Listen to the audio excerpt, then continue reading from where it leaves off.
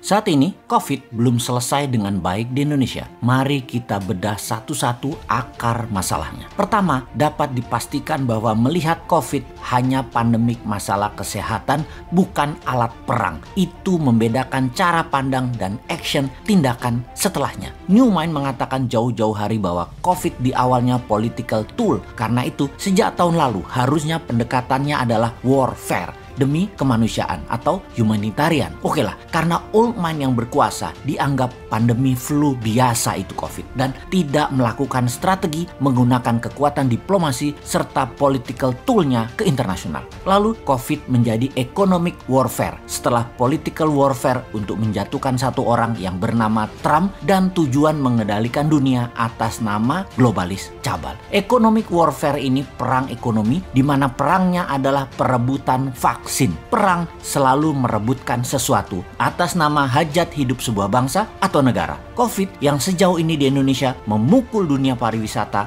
memukul dunia retail, dan memukul dunia high touch atau wilayah yang banyak bersentuhan manusia. Hal ini memukul 30% bisnis yang memang aslinya atau naturalnya adalah kebanyakan berinteraksi fisik. Dunia oleh COVID dipaksa menggunakan gadget di dalam berinteraksi. Terlambat melakukan hal ini, bisnis Anda kolaps. Bahkan sebuah pemerintahan bisa kolaps. Kepada masyarakat yang awam, kita ingatkan COVID adalah war tool, alat perang globalis cabal. Globalis ini adalah non-state actor. Non-state actor adalah sebuah tindakan yang berdampak negatif yang bertujuan untuk keuntungan ekonomi bagi pelakunya. Saat ini globalis cabal yang disebut non-state actor tersebut. Dan tujuannya sekali lagi, kendali kekuasaan di banyak wilayah. Lalu siapa kaki tangan agen globalis di Indonesia? Ini yang terjadi saat ini, yang pimpinan puncak pemerintahnya tidak melihat karena dia adalah orang baik-baik yang polos,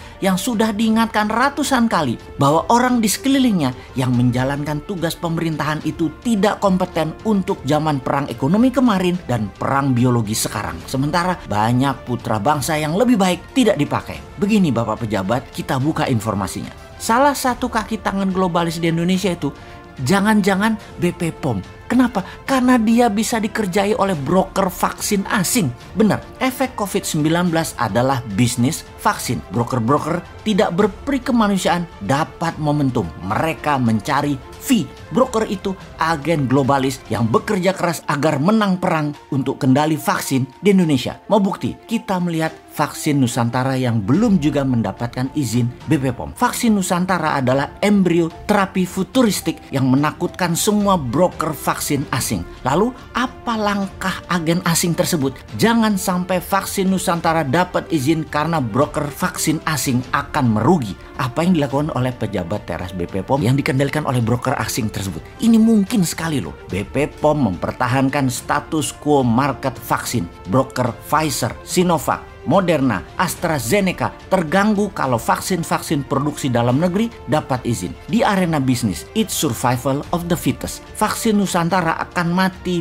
bila tidak tahan dengan serangan para broker vaksin agen globalis. Kalau tidak didukung BPOM, pastinya akan mati vaksin Nusantara tersebut. Di invisible hand, para broker bekerja seperti mengeliminasi dokter terawan dari kabinet. Lalu bahkan dia mau didubeskan. Itu langkah awal dari globalis. Kemudian para broker melakukan all around attack atau serangan 360 derajat ke semua arah demi vaksin globalis berkuasa di Indonesia. Mereka ubah regulasi sampai menggunakan mulut dalam tanda petik para ahli yang nggak ngerti dendritic cell platform untuk mematikan vaksin Nusantara. Dengan vaksin Nusantara sesungguhnya Indonesia menjadi pionir di arena COVID-19 dendritic cell-based imunoterapi. Fakta saat ini yang paling ampuh adalah memainkan dalam tanda petik BP POM yang dilakukan oleh broker asing globalis demi matinya vaksin Nusantara. Sungguh, broker-broker vaksin paling aktif menghalangi riset vaksin Nusantara. Tema omongannya menyentuh aspek di luar domain lembaga pengawasan obat tersebut, mempersalahkan tenaga ahli luar negeri misalnya. Benarlah, komentar di banyak media internasional yang harusnya bikin malu pejabat Indonesia karena satu-satunya di dunia yang tidak paham soal dendritic cell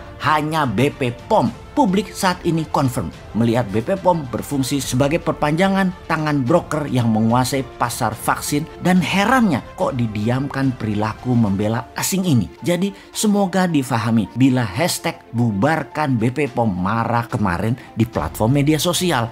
Ini sebuah pembelajaran bagi BPOM agar terus kaizen.